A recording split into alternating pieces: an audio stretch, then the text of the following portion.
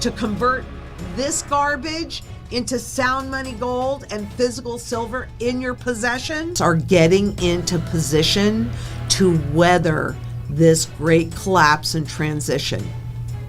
Who knows more about what these guys are doing to the monetary system than those that are actually doing it? The Federal Reserve bending to the will of the banks? What's really happening behind closed doors with these so-called stress tests? In today's must-watch video, Lynette Zang exposes the game being played to keep the money printers running and the banks afloat. Is this just another step toward financial chaos? Stay tuned as we uncover how these moves could impact your wealth and your future. They're on the side, the Federal Reserve is on the side of the banks. That's their job, to keep the banking system whole. So what's going on with that? We've talked in the past about the lack of, or some parts of the stress test being opaque, so that banks don't know what it is. And so guess what? They are suing the Federal Reserve over that lack of transparency in stress testing. I think this is so interesting. Let's bite the hand that feeds you, but we want to make it even easier than you've already made it for us. The board's lack of transparency results in significant and unpredictable volatility in banks' capital requirements. So what they're really saying is that we live in an ample reserve requirement where if a bank gets into trouble, this is what happens. They don't need to keep reserves for your deposits, but that's not enough. They want to use even more leverage, which means debt upon debt upon debt. Works great on the way up, but you are taking a lot more risk.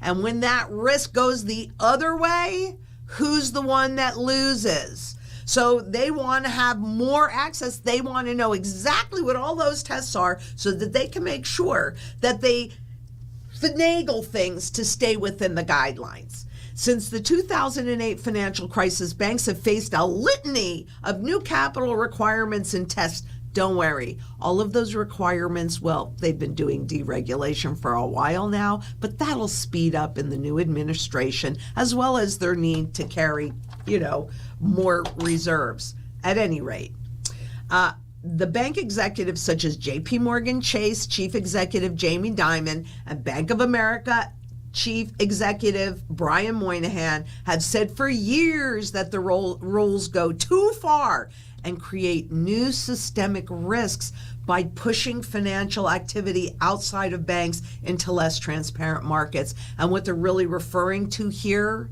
is the private equity market, into those private markets that are a whole lot less regulated and take on a whole lot more leverage and a whole lot more debt. They want to be able to compete with that private equity. I'm telling you, you've got giants that are battling right now between private equity, which we talked about how they are actually the ones that are starting to dictate the rules in the banks. We talked more about that on the other video that we just did on BlackRock, Vanguard, and State Street. But banks want to compete with private equity because a lot of that business has shifted away from the banks to that private equity. Thank you for all of the money printing. U.S. Fed floats major changes to bank stress tests in light of legal rulings. Oh, the banks came at the Fed, so they're going to change it. And the Fed all but stated it intends to give the Wall Street banks the keys to the stress test, almost certainly making them largely predictable, highly gameable, and very favorable. Yeah, you think? They were already very gameable and very favorable. But here are all of the rules, so just stay within that, and you can juggle the accounting techniques. You can juggle anything you need to.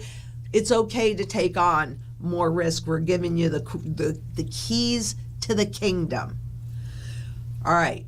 As a reminder, because this is the term that came up all the time during the financial crisis in 2007 and 2008. What is a SIFI? A SIFI is a systemically important financial institution. And what that means is that that bank that has that SIFI designation, if they fail, it's going to take the whole system down because they're so incestuously intertwined on a global basis. So let's look at that, because do you not remember that just recently we've had the banks fail the living will test?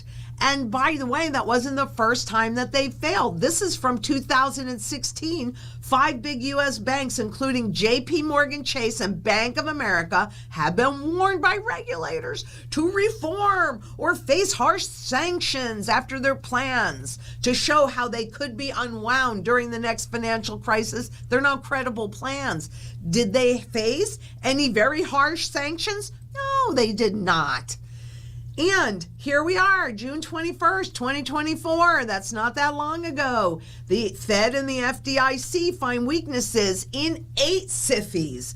SIFIs, systemically important financial institutions. They go down, so does everything else. And they do not have a credible plan still if they have to be unwound. There is going to be bailouts, there's going to be bail-ins, there'll be bail-ins first and then the bailouts. But there's really not going to be any other option. So what does that mean? It means a heck of a lot more of that. And how can you counter that? Well, let me tell you, you better have your position built, and you better be as independent and self-sufficient as you can possibly be with food, water, energy, security, barterability, wealth preservation, community, and shelter. You need to get it done. But the bail-ins, in other words, whatever you have deposited in a failing institution, you're not getting it back out. And what are the central banks doing? Well, this is through the third quarter of 2024. And you can see that they are buying more gold than they ever have in history, especially since 2008, that crisis, because all they did with all that money printing was postpone the inevitable till they can get the next system in place. And what's that next system? It's a full surveillance economy. If they have their druthers, it'll be CBDCs. But if we can come together in global community and get even 3% of the population to convert this garbage into sound money gold and physical silver in your possession, maybe, just maybe, we can have a seat at the new table and have a much more fair monetary system. That's what I want for our children. That's what I want for all of us. We need to take our power back. But central banks know that gold is the ultimate flight to safety asset. And there are so many black swans that are swirling. And I don't even know why I use that term anymore, because I saw an awful lot of black swans, particularly in Australia and New Zealand. They're all over the place there.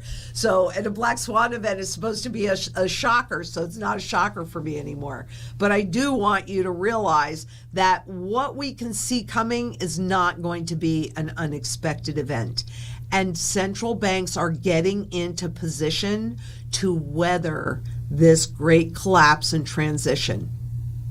Who knows more about what these guys are doing to the monetary system than those that are actually doing it? But let me tell you, things are changing.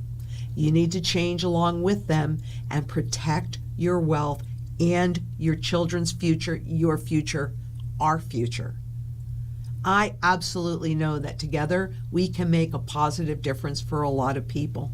Welcome to the community. And until next we meet, please be safe out there. Bye-bye. If this video opened your eyes to the dangerous dance between the Fed and the banks, hit like to help spread the word.